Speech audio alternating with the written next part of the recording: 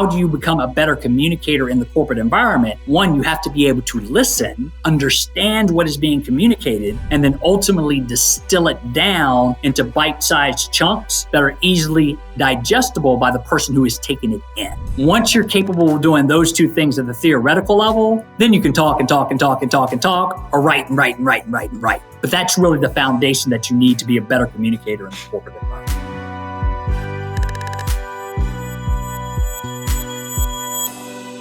Okay, folks, here we go.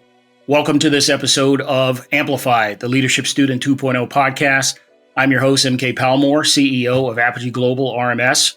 I've got the distinct privilege today to have in one of my oldest colleagues and friends, Robert Kennedy, who I went to college with and have known since we were, I think, both 18 and 19, respectively, starting college. Bobby, as I call him, and I will call him throughout this conversation because we're friends. It struck me very early on as someone who had developed some distinct leadership characteristics. He has since, like myself, graduated from Annapolis, served in the United States Navy for several years, and done quite a few stints in corporate America, some as marketing leader for a couple of corporations. We'll get an opportunity to talk to Bobby about what that looked like. He's done some nonprofit leadership, work in other areas, but most importantly, he's an entrepreneur, founder, and someone who started his own outfit, a PR and communications operation. We want to dig into that a little bit too, because Bobby has put his toe in the water, so to speak, in the political realm. He's done some podcasting before, had a radio show, just a bunch of things, because he is a heavy communicator and someone that I've been trying to get on this podcast for quite some time. Bobby, welcome to Amplify, the Leadership Student, man. It's good to see you. Yeah, thank you, MK. Really a pleasure spending a little bit of time with you here today. I was just thinking back. It was like, wow, I think it was almost a year ago when you first approached me about being on the podcast. And yeah, it's been a while. And just glad we were able to finally align schedules and have the right temperament and attitude to get on camera and spend a little bit of time talking about something that you and I are both extremely passionate about, and that is being students of leadership. So thank you for the opportunity. And thank you for making time for the conversation.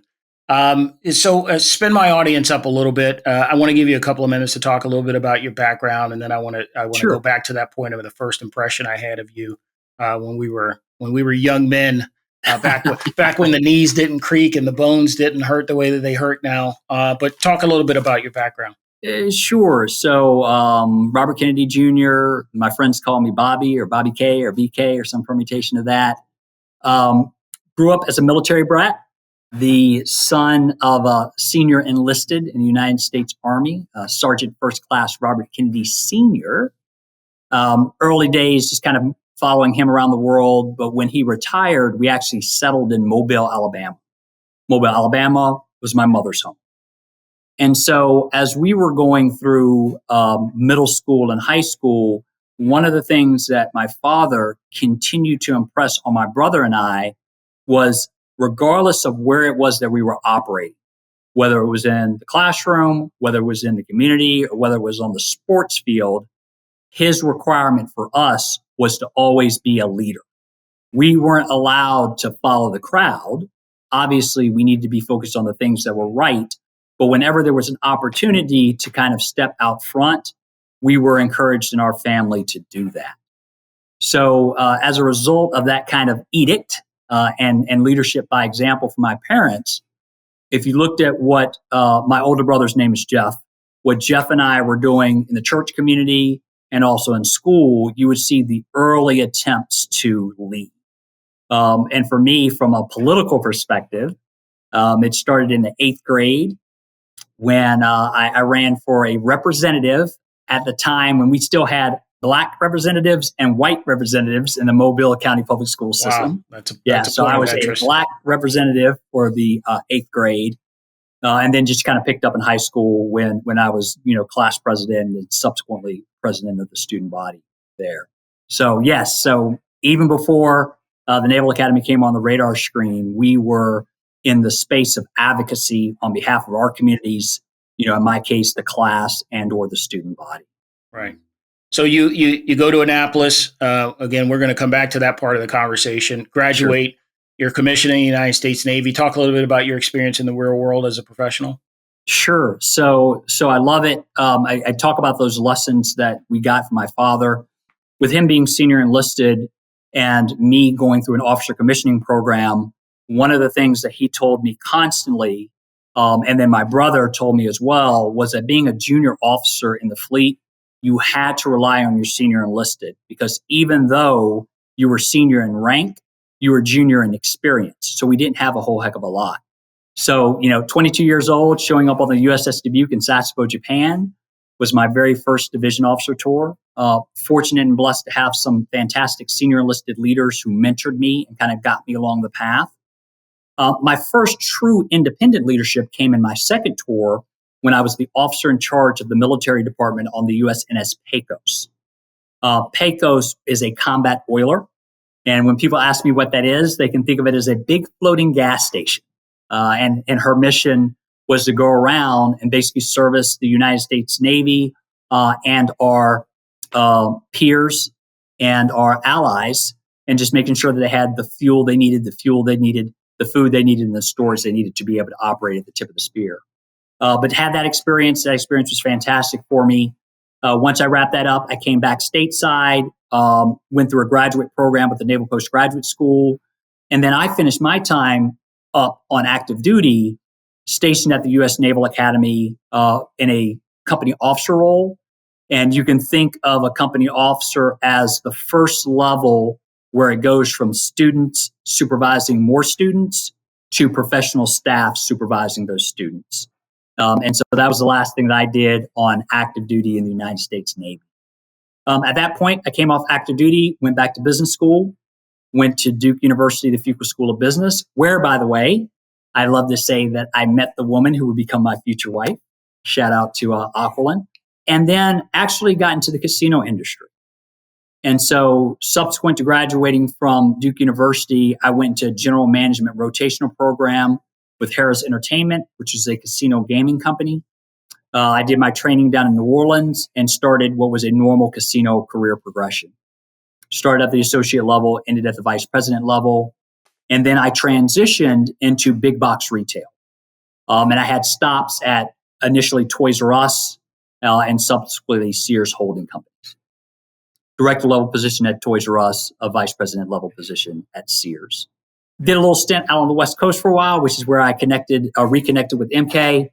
And the last corporate job I had, I was very honored and fortunate to serve as the general manager of global e-commerce for Biorad Laboratories, which is a biotechnology laboratory supply company headquartered out of the West Coast. So at that point, I decided that I wanted to come back home. So my wife and I came back to Mobile, Alabama. Spent a little time in the political space, as MK referenced previously. But really what our dream was to hang our own shingle and see what we can do in terms of making sure that we kept ourselves fed while trying to build a business. And we were truly, truly blessed in that regard. So the first company that we created is called Kennedy Strategic Communications.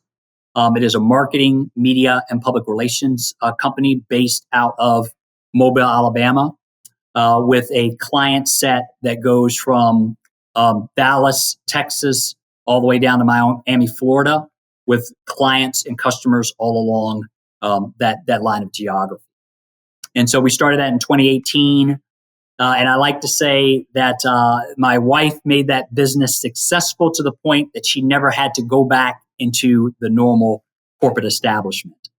I fortunately have gone into and out of that consulting business based upon what else was going on. One of our consulting clients was Brett Robinson Vacation Rentals down here at the beach where I am right now. And I had the honor of serving as their chief marketing officer for a number of years. And then the last job that I had working for any organization, I was the chief executive officer for the Boys and Girls Clubs of South Alabama. And committing with that responsibility, I simultaneously served as a chief executive officer for Point Academy. And Point Academy was a alternative school that educated children in the criminal justice system. So folks who were either incarcerated or were on probation and not able to go to normal traditional public school. So I have learned a few lessons along the way, but it has been a fantastic journey. And just like MK, you and I were talking about before we went on camera, we are truly blessed in the businesses that we're involved in. I mentioned Kennedy Strategic Communications. We also have a vacation rental business, which is Sunflower Sunset Getaways. And so those are the two businesses that we are running under our umbrella right now. So we are truly blessed and so thankful to be with you today and sharing a little bit of our experience. Yeah, Bobby, you have a rich professional background and history, and I think that my listeners will be able to extract and pull out some gems, as I like to call them, as we go through some of these conversational tones around your experiences in leadership.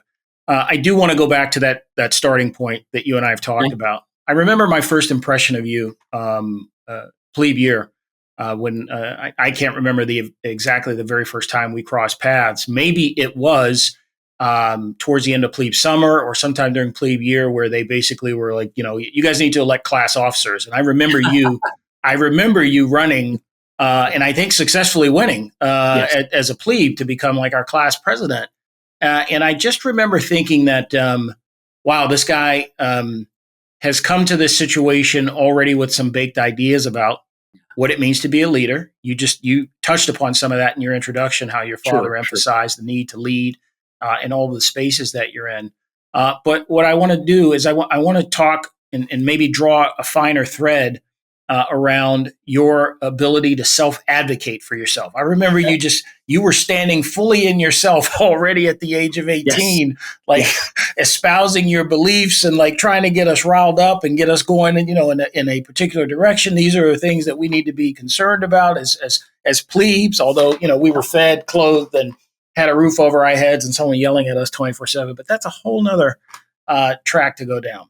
Talk a little bit about this piece about self-advocacy, because I believe that as a leader, being able to live fully sort of in your concept of what leadership is part of the journey that all of us need to undertake. You started that at, I think, a very, very early age. I think it took me a little longer to sort of stand in my my belief around what leadership was. Talk a little bit about that thread. You said your father laid some of the seeds to that, and why you felt so comfortable being fully a leader already at the age of 18. Yeah, I think as I think about now through our adult eyes, right? Yeah. When I'm talking to young individuals who are interested in leading, so think about the folks we may meet in the earliest years of junior ROTC, right? Mm-hmm. So maybe like a freshman or an eighth grade or whatever. And I tell them the most important thing about leadership is self-awareness.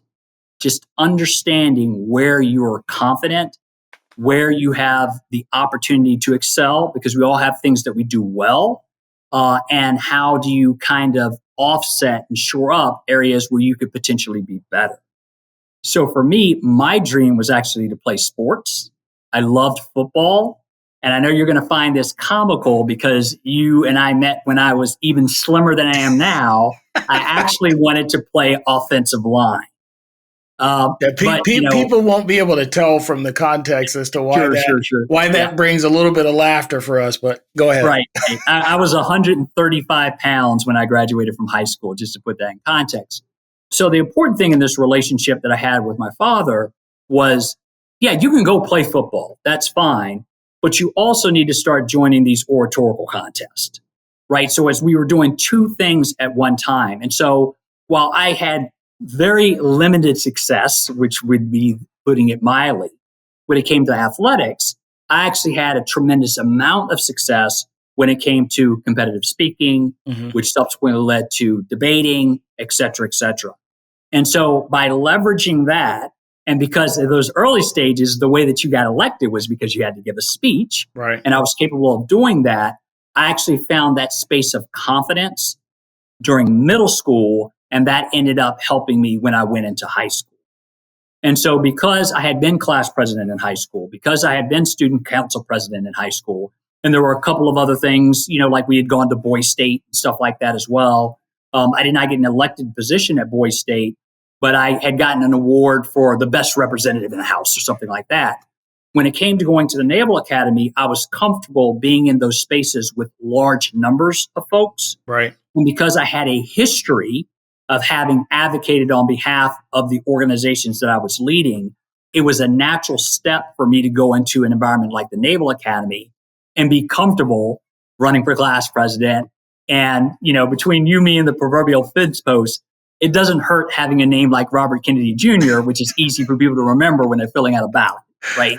Right. But, the wonderful thing about Annapolis that I stress to folks going there as an undergrad and then subsequently being there on staff was every person, so 1,000 people in the class, every single person at some point will have the opportunity to lead.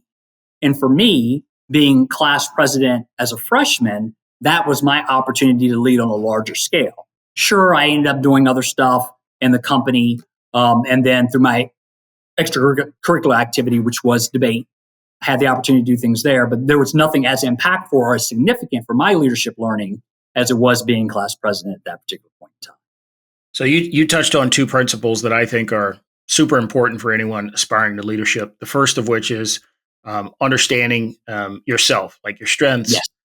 Your areas for improvement, areas where you need to key in on. So that's one. So thanks for amplifying that, because that's one of the principles that I teach when I have conversations with folks about leadership.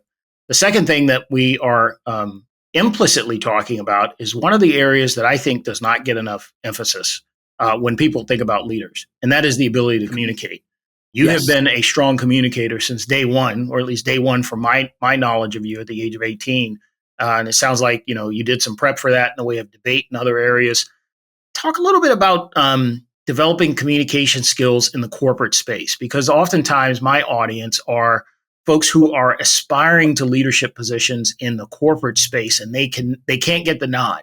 Like no one's looking at them or the quality of their work and saying, hey, you're ready for this next opportunity. I'm going to put you in charge of this team of 4 people, and that's going to be your first managerial experience. Like people are waiting, they're dying to get those kinds of opportunities, but they oftentimes don't get picked. And I think part of it is they don't know how to advocate for themselves. They don't know how to say, hey, I'll take on that really hard project that no one else wants to do.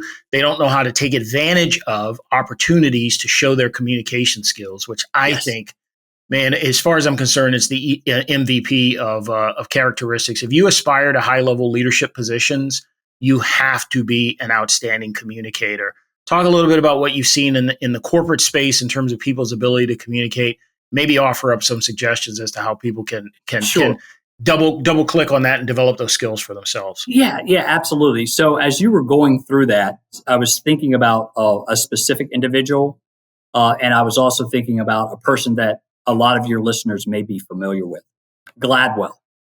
Malcolm Gladwell for those. Yes, Malcolm Gladwell. Yeah. He wrote a book where he put forward this hypothesis that in order to master something, you need to have your 10,000 hours at that particular thing. And so the person that I was thinking about was actually a young lady who was the daughter of the CEO at Biorad Laboratories, who was my boss for the last part of my time there at Biorad. And somehow at the last minute, I had gotten thrown in to do a presentation. It wasn't my original presentation, but I was doing it on behalf of somebody who could not do that presentation. And it was to the global sales team. So maybe it's an audience of like 500 people or something. Mm-hmm. So I went up there, I did the presentation, and everybody was just sitting there with like mouths agape as I was engaging them on this material that I had been thrown in to do at the last minute. And she was basically asking me, well, how did you do that? How did you know to do it this way versus that way? Because you had never put the presentation together. You were just the fill-in. Right. And I was referencing that we have done that so many times throughout the course of our career that at this point, I'm not doing anything that I hadn't practiced 1,000 times already. So when we talk about people's ability to communicate, there's no other way to learn to communicate than to communicate. So it could be something as formal as Toastmasters, becoming involved in something like that, right? Or something as informal as recording a podcast and speaking into a camera. You know what I mean? You have to get the reps so that you feel comfortable, particularly having the ability to do it unscripted. As you segue from that to what your core question was, which is how do people become better communicators in the corporate environment? This is going to sound slightly counterintuitive. And the example that I use here was when I was coaching the debate team. What I did was I didn't have them speak. I had them listen. I had them listen to debate after debate after debate after debate, and then come back and explain to me what it was they heard. So whenever I'm mentoring people in the corporate environment, the first thing I try to get them to do is not to be better speakers, but to be better listeners. Right. Because we know a lot of times people are listening to respond, not listening to understand. And if I can get a mentee to really listen to what it is that somebody's trying to communicate, sometimes it's coming in the words that they're using. Other times it's coming in their body language, because we know most of communication is nonverbal. So typically I start there. And then once I get them to have the ability to listen and understand, it's can you communicate to whomever in writing, and can you make that writing simple? I actually talk about a client that I had here relatively recently. So I got called in for an engagement for a casino client, and they were talking about a presentation that they had given to the CEO. And so I looked at the documents that they had presented, and all of the documents were good. It was just long. So think of a 20 or 25 page PowerPoint presentation. And so as I was having the conversation with people who had put that together, my suggestion was we need to literally get this down to a 1-page memo.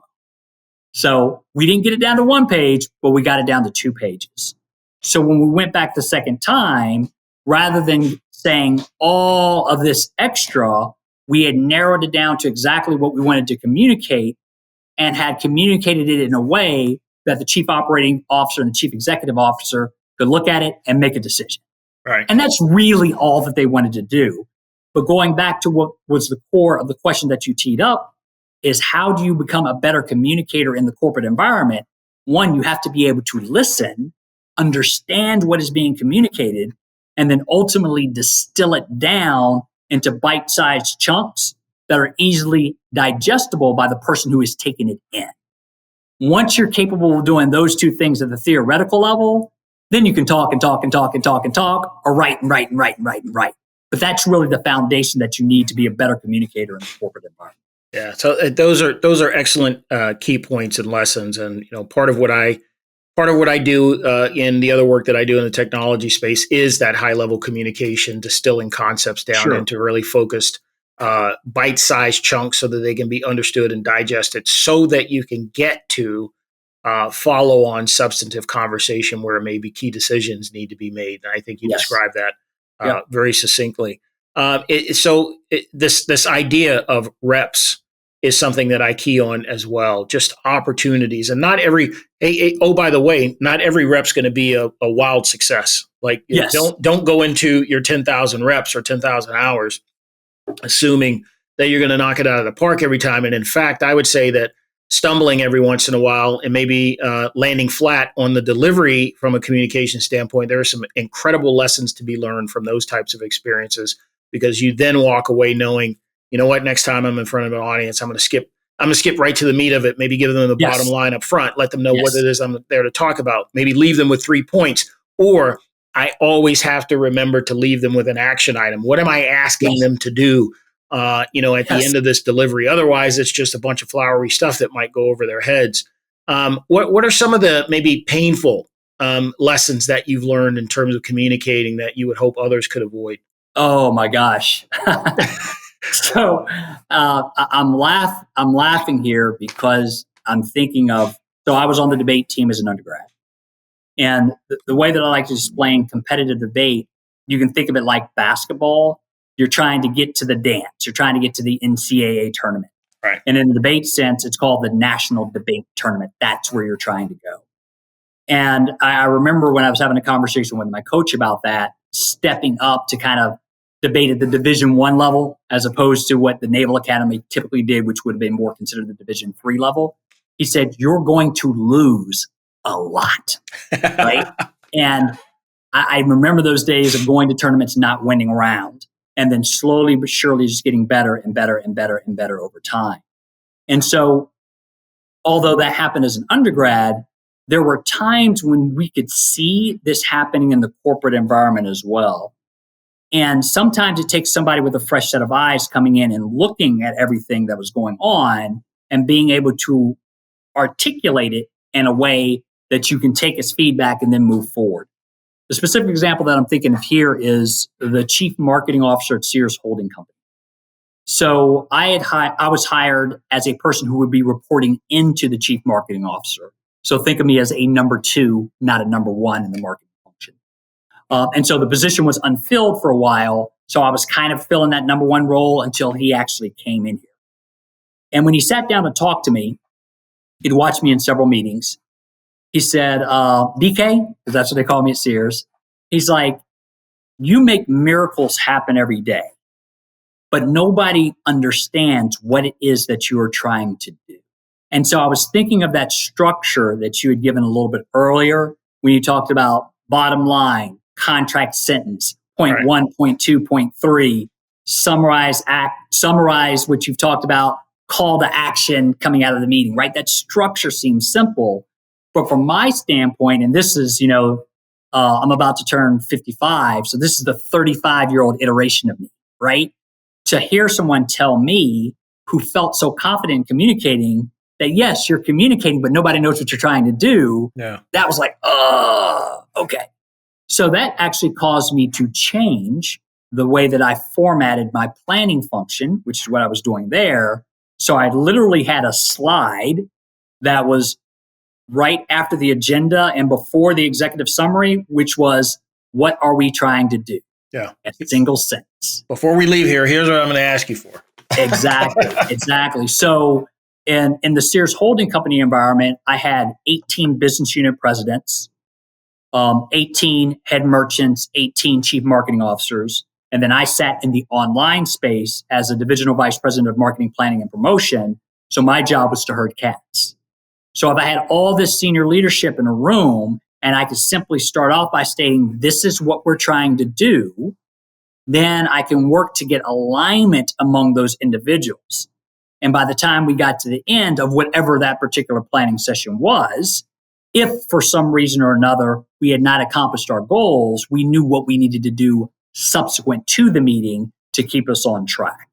And that's where it's so important to have people who are looking at what you're doing from the outside in to be able to validate, yeah, I may have the right tone, I may have the right structure of my sentences, but literally someone being, yeah, I heard everything that you said, but I still don't know what you're trying to do is very important in the corporate environment.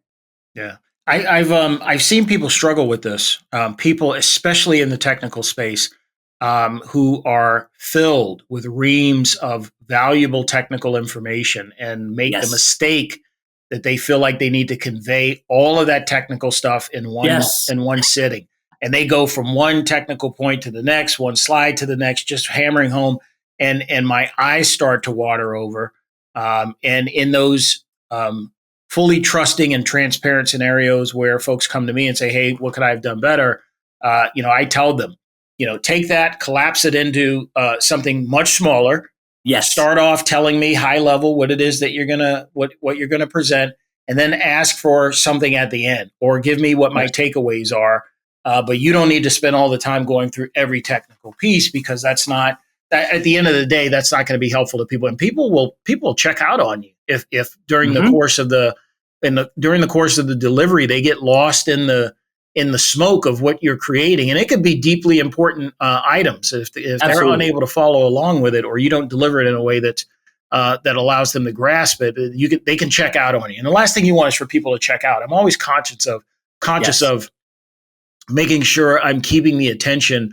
And you can't do it 100%. I don't know about you guys, but I've sat in many a meeting where you got 99.9% of the people in a room and one person's just on their phone. You can't control. Yep. that person's going to be on their phone no matter what, unless the president or CEO of the company's in the room talking.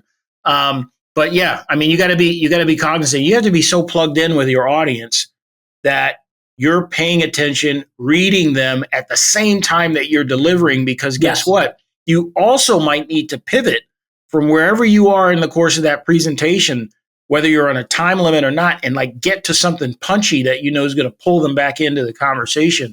And that can be a little bit of a challenge. But I think again, you're an expert communicator, and I think you would be able to pick up on those things. But trying to teach that to people is challenging. But it goes back to the piece that you said, the 10,000 reps, 10,000 hours. Like you have to do this stuff again and again and again to pick up your own hacks, your own shortcuts that you're going to be able to deploy during the course of these conversations so that you can learn and figure out how to best be impactful in every talk that you give. And maybe that's one takeaway thread line that I want people to have from this conversation: how to be impactful in every conversation that you have, so that people know when you open your mouth that you got something to say that's important. They should listen. Sure. And where I think it comes in is a lot of times when we think about communication, we're thinking about it as us as an individual being the person who is communicating out. Where I found that the skill has been very effective in the corporate environment was not so much in the communication that I was presenting, but in the conversations that I was helping to facilitate. And so here's the example. So as a general manager of global e-commerce at Bio-Rad, I was a non-technical person managing a technical function, right? I cannot code a 1 or a 0. Yeah. But I understood how the systems operated and ultimately allowed us to manage this workflow from order to cash conversion, right? That would be the process I did. And so where I felt comfortable is when the president of the life sciences group, who is the senior person in that business unit, and the chief information officer, those two were talking about how the business wanted A and the technical team wanted B, right? That's the conversation they're having. But I had developed enough credibility with each of them individually over time that they just asked me to come into the room. So now it's the three of us. So they're talking to each other. I'm on the whiteboard and helping to facilitate the conversation. And it wasn't the words that they were saying. I'm like, yes, she is saying this, but she means this. And it was like, oh, that's what you mean? I'm like, yes, she's saying this, but really what she means, she doesn't need what she's saying. She needs this. Oh, I get it. We pick up the phone. I call one of my developers. Hey, this is what I'm trying to do. Can you give me a mock-up? How long is it going to take you? 15 minutes. So now they're giving me the mock-up. I was like, is this what you guys are talking about? And they're like, yeah, we can do that.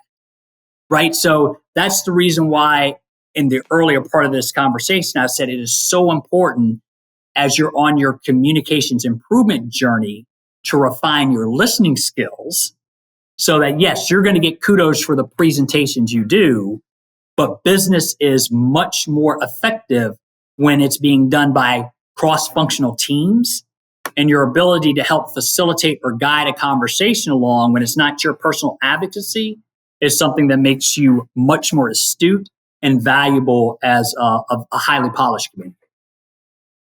So this is interesting. I haven't spent really any time talking about listening skills in terms of the podcast, nor have I done any blog writing on this. But you bring up a super important point. And I might even proffer that in order to be an expert communicator, in order to be at that high level of communications capability, you have to be an outstanding listener. That has to be a component of your toolkit, right. Because in ingesting those pieces of information, it actually allows you then to digest it, analyze it, and then come back with what you may need to be impactful in a conversation.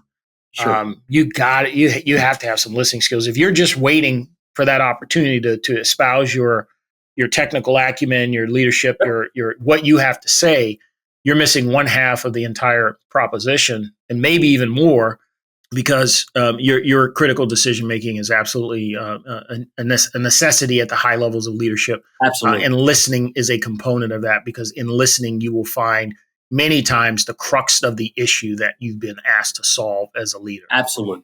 Yeah, Absolutely. That's awesome. Hey, so evolution. We all evolve. Okay. We all evolve as people. Certainly, for those of us who consider ourselves students of leadership, we feel that our evolution is constant, and certainly is different, from what it may have been years ago. Talk to me about your evolution as a leader. Maybe throwing a thread back to what might be considered those early days for you and I at Sure. Annapolis, but like the kinds of things that you learn over time, and then maybe like if you can distill that down into what kind of leader Bobby Kennedy is today at Gotcha. almost 55. That'd be, I think, a helpful trajectory to run through. Yeah. So, I've been thinking about this a lot, over the last couple of days since we got closer to this. And it's amazing to think about it but that first real leadership experience I had, executive leadership, is really when I was the officer in charge of the military department, right? So literally it's me, 26 years old. I've got 23 sailors on my team. We're on a ship that's operated by civilians, and we're just out in the world and we're just performing a mission. And I think really it always started with kind of this balance between mission and personnel, because we know we had a job to do for the Navy. But at the same time, we had a responsibility to take care of our sailors. There was an interesting dynamic. This was right after the combat exclusion law changed. And for your listeners, jobs that were defined as combat roles prior to 1994 were limited to men. And so that law changed in 1994. So the Navy was pushing high volumes of women into shipboard roles. So because the berthing on USNS Pecos was individual versus group, it was easy to put lots of female sailors on that ship.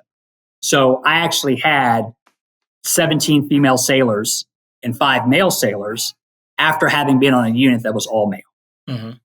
And so that's what I'm saying. There were these different dynamics that were at play, which was gender, age, because most of my unit was young. It was their first job in the Navy. And so at that time, I felt an enormous amount of responsibility because I was the only military experience that they had. Right. So I was committed to making sure that they were prepared so that when they left us and went to a traditional Navy environment, that they knew how to perform in those environments as well. And so I think the foundations were set in those early days. The biggest difference between me in that stage at 25 and me at 55 is I think then I was probably more concrete oriented. So much more things were black and white, right, and not as gray. Whereas now, the phrase I like to use is horseshoes and hand grenades, right? You just have to be close enough. Now, that does not apply to issues of integrity, because integrity is 0-1. You either have it or you don't. But when it comes to what it is you're trying to perform from a mission standpoint, if it's close enough, it's moving in the right direction, then I probably am a lot more patient as it pertains to dealing with things than I was at that particular point in time. The other thing that was interesting about that tour during the early days was this is prior to graduate school. And so we led in terms of mission, and you've either accomplished the mission or you haven't. Subsequent to going to graduate school, I started to think about leadership not only from the perspective of performance, but also from the perspective of development. Right. So really, what I wanted to see a team do was get better over time. Of course, we're always going to talk about doing A+ level work, but let's be honest, sometimes C level work is fine. But what you want to see is that if a person is doing C level work the first time, they're doing B level work the second time and A level work the third time. And that has been one of my biggest changes over time was what am I doing to make sure a person develops, and how am I providing them with the tools and resources to be the hero of their own story, so to speak. I think that's probably the biggest change that I've had over time.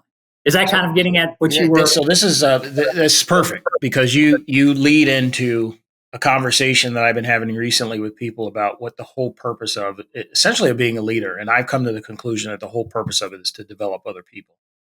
Yes. Which you just touched upon. You've reached that point of evolution yourself. Why do you think we have so much trouble with that? Because I will tell you that in my professional realm, and I'm sure you still see this as well, people are still hung up on, and I shouldn't say hung up, people are still hyper focused on, oh, I got this thing I got to do that the organization is expecting me to do. I got this team of people Sure. to do it. My one job is to get that thing done, and that will be my legacy. And I try and tell people your legacy is not going to be that you were the leader of the team that built a widget. Your legacy is going to be who you built and developed as people that were working with and for you during that time. Those people will carry your legacy because you should have spent time impacting their growth, their development, their matriculation through this process. And it requires a little bit of reorienting around what you believe your responsibilities are as a leader. My proposition is I think we have trouble with it. I think that people don't naturally feel that sense of, hey, my responsibility is to develop these 8 people that are working for me on this team. And I think it creates a lot of problems in the long run. And it certainly creates a less productive, less inclusive environment than I think people would like to have in the work environment. I'm curious, what are your thoughts on whether or not you, one, agree that we do have trouble with this in modern day corporate America, and what, how do you think we could be helping people reorient what their responsibilities are as a leader? So yes, we absolutely have a problem with that in corporate. And the root cause of the problem is how it is that we reward success, right? So there are some people who believe if I get my team and I have my good team ready to go, my A team, so to speak, then that makes me look better and I can continue to get whatever accolades I need to have. But really, and I was thinking about this in terms of 2 individuals that popped into my head as you were talking through it, it's the person who thinks about the job as the coaching carousel of the people that are going to follow them and go on to do great things. I was in Chicago for client meetings here a few weeks ago, and I had gone to, my client is a casino, and I had gone to one of the competitor casinos just to kind of do some benchmarking and see what was going on. And so I was contacting some of the people that I knew there, and it turns out the guy was there at the same time but didn't know because I hadn't texted till later. But I was tracing the coaching carousel back to the individuals who had hired us into the company at the same time. And I was literally just tracing, this person is now an executive vice president of gaming operations. This person now is a regional president of marketing. This person now is a chief marketing officer here, and another chief marketing officer there, and another chief marketing officer there. And all of us were sitting in the same team in New Orleans, Louisiana in 2002, 2003, 2004. Came off of the same tree. Yeah. All off of the same tree. Yeah. And so when I get off this podcast with you right now, I'm going to call the guy that hired us and give him his flowers because I'm thinking about it. Because really, when folks ask me, this is the interview question, when folks ask you, what are you most proud of as a leader? My answer is my coaching carousel. So the people who were with me for a season and have gone on to do great things other places, right? But most of the time, because you're operating within a company, people want that talent to stay in the company and stay on their team. They're not willing to let people sprout their wings and fly. Which that I want to stop on this point because I think it deserves some amplification. I'm actually maybe I'm a little backwards on this. I love it when people are like, "Hey, I'm ready for the next thing." Yes. And are ready to move on. I feel like it's my job to prepare them for that and to help them get whatever that next thing is. Because if you're not helping people progress, if you're not helping people move through the experience with you, this carousel analogy that you established, I don't know. I just feel like we're missing the mark on this. A lot of people get hung up on the idea of people wanting to move on to do other things. A lot of leaders are not capable of supporting that. So let's make a distinction here. So when we were in government-related jobs, right, there was not necessarily the same stigma because you're still operating in the system. Right. You're still operating in some sort of government system, right? And I see the same thing now that I'm back home. If you're talking about municipal government or county government, because people will flow back and forth, there's no stigma associated with that. But when I leave a director level position at Toys R Us to take a vice president level position at Sears, people are not happy about that. right? And I think that's wrong. I don't, that is wrong. Yeah, right. That is wrong because the way that in my particular situation it worked was there were, call it 10 directors for one vice president slot. Well, the vice president was younger than me. She went nowhere. Right. So at a certain point, if I wanted to continue to progress my career, it was going to be somewhere else. Yeah. Right. And again, no disrespect to the folks there, because I loved the folks at Toys R Us and I love the folks at Sears as well. But it was just, there's an element of that that suppresses talent sometimes because people aren't encouraging them to spread their wings. Yeah, not only they're not encouraging them, in most leader and team environments, people don't feel comfortable even having those conversations with their leaders because you know how it goes. The stigma associated with, this person is interested in leaving, so let me throw them under the bus. Let me use the next riff that's coming to just X them out of the organization. But I don't know. I feel like there's value if you can establish an environment. My goal would be as a leader to establish an environment where I'm getting the best out of that person during the time that they're on my team and they are delivering at a very high level. Yeah. Their reward for doing that is my trust and support that will catapult them to their next thing because I'm trying to help them get to whatever it is that unrealized version is of themselves. And that may mean leaving my team, leaving our company to go do something else somewhere because they'll remember that. They'll remember that bond of trust that you created with them, and it'll come back to you in some way, shape, or form. I just don't feel like there's the maturity in modern day business to really have that level of transparency. Yeah, I'm going to leave you with this because I know we're coming up to the limits on time here. One other important difference between the 25 or 35-year-old Robert Kennedy Jr. and the iteration of life now is we often talk about leadership as a balance between task and relationship, mission and personnel. And I think as I've become more mature, I'm much more focused on relationships than I was on task. All right. And that had to do specifically with some feedback that I had received from one of my general managers fairly early on when he said, people love Robert Kennedy Jr. or they hate Robert Kennedy Jr.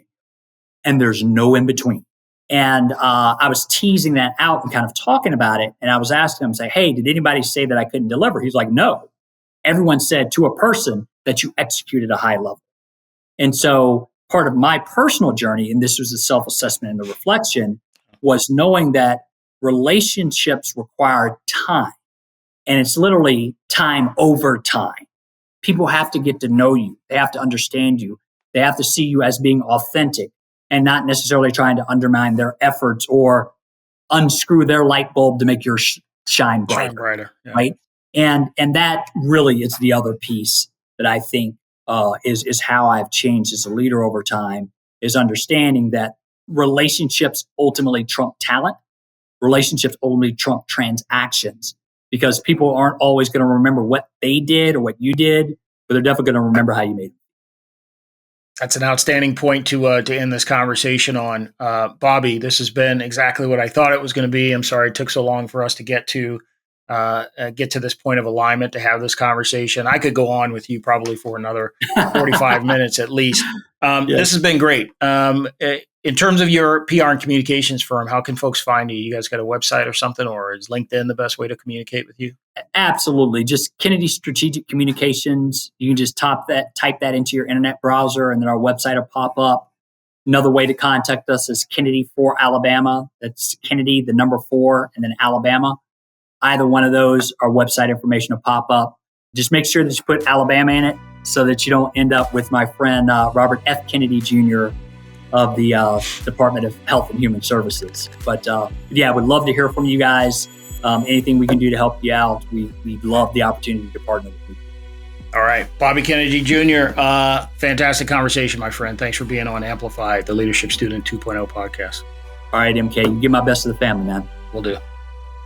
Thank you for listening to Amplified, the Leadership Student 2.0 podcast. If you're ready to elevate your personal leadership and drive your team's success, connect with Apogee Global RMS for custom coaching and development solutions. And be sure to subscribe to the podcast so you never miss an episode of impactful personal leadership strategies. Until next time, keep leading with purpose and empowering those around you. Together, we'll amplify your success